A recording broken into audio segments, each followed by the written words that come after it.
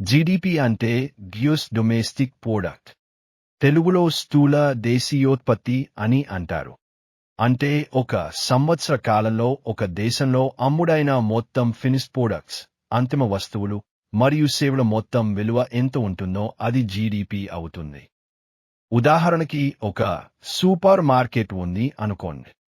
అది ఒకరోజు 20 రూపాయల విలువ చేసే ఒక సబ్బు, 10 రూ.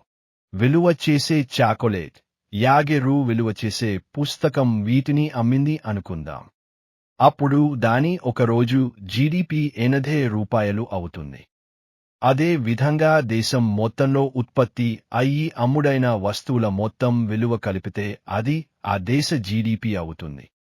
అయితే అన్ని ప్రోడక్ట్ ఈ జీడీపీలోకి చేరవు. ఉదాహరణకి జపాన్కి చెందిన ఒక కంపెనీ ఏదైనా మెషిన్ని మన ఇండియాలో అమ్మితే అది మన జీడీపీలో చేరదు. జపాన్ దేశపులో కలుస్తుంది.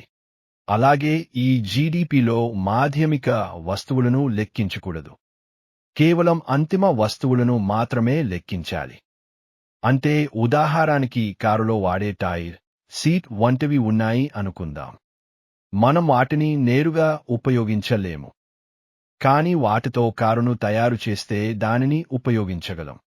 ఇక్కడ టైర్, సీట్ వంటివి మాధ్యమిక వస్తువులు, కార్ అనేది అంతిమ వస్తువు.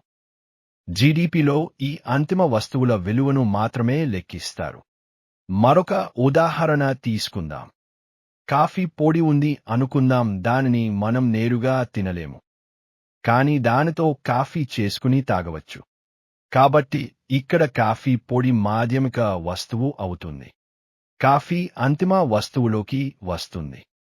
మరి మన జీడీపీ పడిపోయింది అని వింటూ ఉంటాం. దాని అర్థం ఏమిటంటే మన దేశంలో తయారైన వస్తువులను మన దేశంలో ఎక్కువగా అమ్ముడవడం లేదు. అంటే పక్క దేశాలకు చెందిన వస్తువులనే ఎక్కువగా కొంటున్నాం అని. ఇలా జరిగితే మన దేశంలో తయారైన వస్తువులను కొనడం లేదు. కాబట్టి మన దేశంలోని కంపెనీలు కూడా ఎక్కువగా వస్తువులను ఉత్పత్తి చేయవు. ఉత్పత్తి లేకపోతే కంపెనీకి లాభాలు ఉండవు. దానితో కొత్త ఉద్యోగాలు ఉండవు, లేదా ఉన్న ఉద్యోగులను తీసివేయడం జరుగుతుంది. మళ్ళీ మన దేశ జీడీపీ పెరగాలంటే మన దేశంలో తయారైన వస్తువులను మనం ఎక్కువగా కొనాలి.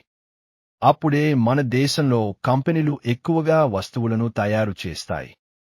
దాని వాళ్ళ ఉద్యోగాలు కూడా పెరుగుతాయి. ఈ జీడీపీ అనేది ఒక దేశ ఆర్థిక వ్యవస్థ ఏ విధంగా ఉంది అనేది తెలుపుతుంది. ఒక క్రమ పద్ధతిలో ఒక దేశం యొక్క జీడీపీ అనేది పెరుగుతూ ఉంటే ఆ దేశ ఆర్థిక వ్యవస్థ అభివృద్ధి చెందుతుంది అని అర్థం. ఇక నుండి స్వదేశీ వస్తువులను వినియోగించుకొని దేశ ఆర్థికాభివృద్ధికి తోడ్పడుదాము.